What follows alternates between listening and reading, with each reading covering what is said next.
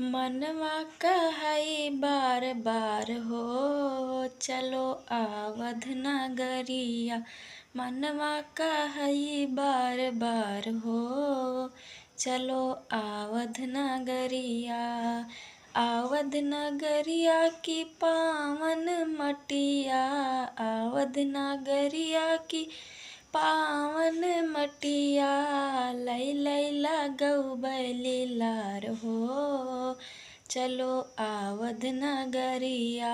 लै लैला गौबैली लार हो, चलो आवध नगरिया।